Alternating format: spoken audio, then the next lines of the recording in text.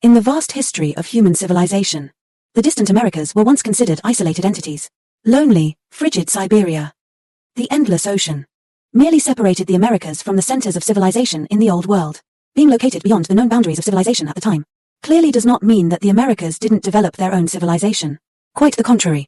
The indigenous civilizations of the Americas were unique and brilliant, based on fossil traces found in White Sands National Park in New Mexico, USA.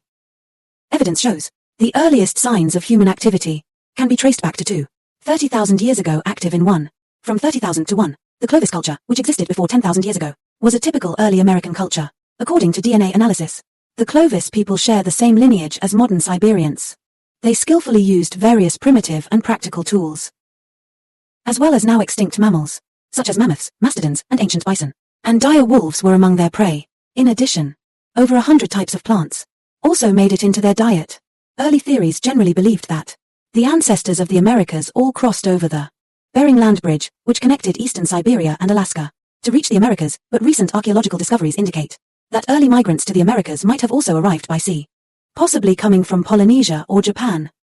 In advanced DNA analyses, researchers even discovered migrants from Europe, but since most Native Americans today, when compared to Asians, display more similar physical traits, these early migrants from other regions seem to have been phased out.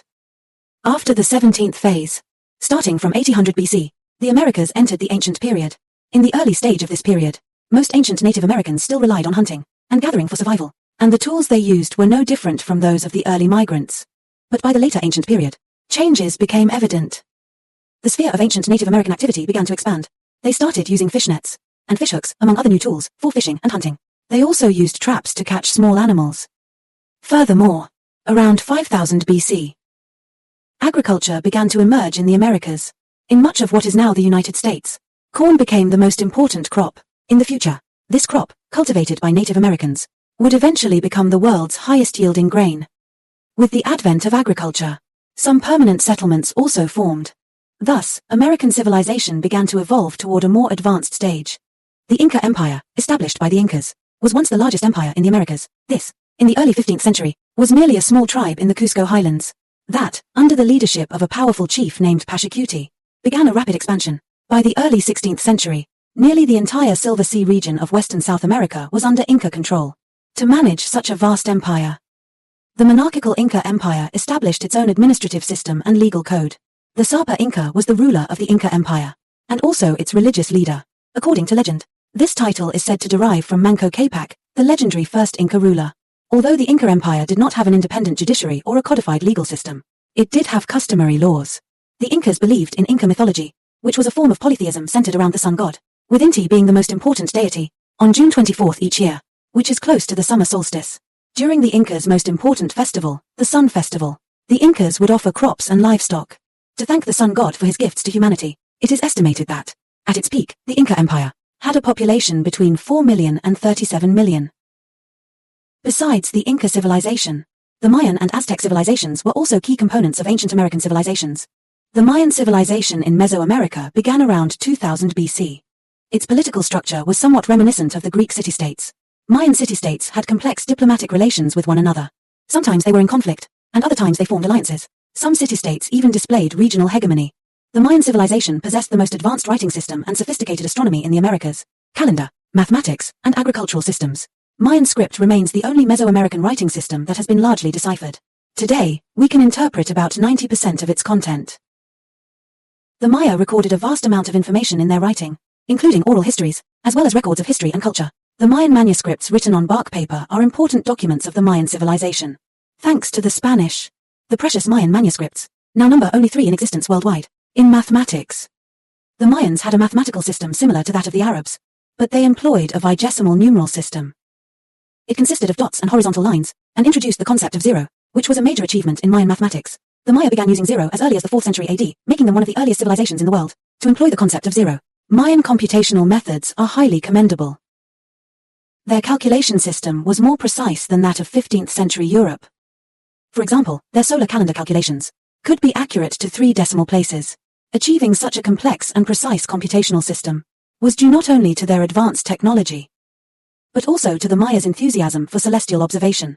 Their astronomical research also became an integral part of their religious culture. as Mayan priests used celestial events to understand natural laws and predict the future. Mayan beliefs included both polytheism and ancestor worship. Human sacrifice was the highest form of ritual for the Maya, such as during the ascent of a ruler, or the completion of large structures. When they would perform human sacrifices, prominent individuals, for example, the ruler of an enemy state, were usually the first choices for sacrifice, while those of lower status were typically used as slaves. Like other civilizations, the rise and fall of civilizations is inevitable. The Mayan civilization was no exception. After nearly half a century of glory, from the inception of their state, Mayan city-states began to collapse collectively. The exact reasons for the decline and collapse of the Mayan civilization remain unclear, though it may be linked to environmental pollution caused by overpopulation, or with warfare, plagues and natural disasters. The Aztec civilization was a major force in Mesoamerica following the Maya, with Aztec actually referring to a collection of tribes. The Aztecs called themselves the Mexica. Around 1325 AD, the Mexica established a city on the shores of Lake Texcoco in central Mexico, naming it Tenochtitlan. Tenochtitlan grew and rose to prominence through alliances with neighboring tribes.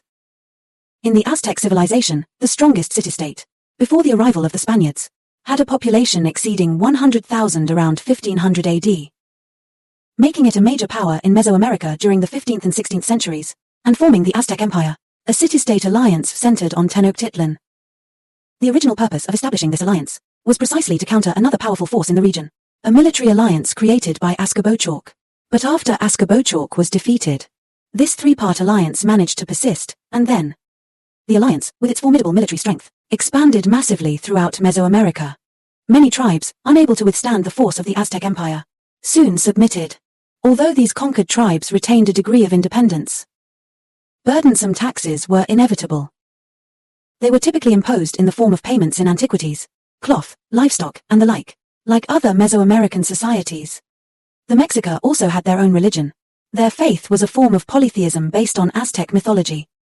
To appease the gods, the Mexica also practiced human sacrifice. Moreover, the scale and frequency of their sacrifices were extraordinarily rare among other American civilizations. During the ceremonial rites, Mexica priests would extract the heart from the victim on the spot and present it to the deities. Then, the body was thrown from the altar and dismembered before it was shared for consumption. Whether it was the Maya civilization or the Aztec civilization, which for a long time had been at the center of North and Mesoamerican cultures, they appeared relatively backward when compared to contemporary European societies. You might find it hard to imagine that until the late 16th century, the Americas had not even invented wheeled vehicles or iron smelting technology. As for why there was such a vast gap between American and European civilizations, some argue that the vertical geographic layout of the Americas and the significant north-south temperature differences hindered the spread of species and cultures. Others believe that because the Americas lacked large animals amenable to domestication, such as horses, cattle, and sheep, productivity and technological development were greatly restricted. Thus, the backwardness brought about by these factors would eventually spell enormous trouble for the continent. In the early days, although early North America did not develop civilizations like the Inca, the Maya, or the Aztec, this did not mean that it was a cultural vacuum. In fact, it also nurtured diverse and complex civilizations and social groups. For example, in the Arctic region, the Inuit, who depended on seal hunting. In the western areas, the Puey tribe, who lived in what is now the eastern forests of the United States and constructed flat-roofed houses, as well as Plains Indians who primarily focused on hunting. In some North American tribes, many were matriarchal. For instance, among the neighboring Indians, the Iroquois, with the men responsible for hunting, combat, and clearing wilderness while the women stayed home, tending to the fields and children. As a result, Iroquois women often held sway over society and the economy. Overall, although North American indigenous societies were complex and diverse, this also led to some fragmentation among them. Among some tribes, even if they spoke the same language, they still did not consider themselves part of the same civilization. Therefore, when future Europeans threatened their way of life, they were unable to unite effectively. This was one of the key reasons for their inability to resist the white invasion. To them, those white people with skin tones differing from theirs were merely from another tribe. Looking back at 15th century North America, the people here lived by the rhythm of sunrise and sunset, and though the routine might seem monotonous, it was, overall, peaceful and stable. However, these Native Americans never anticipated that just as they were gradually refining their social customs and rituals, a plague would erupt in a world beyond their understanding, and that forces from that unknown world would soon emerge.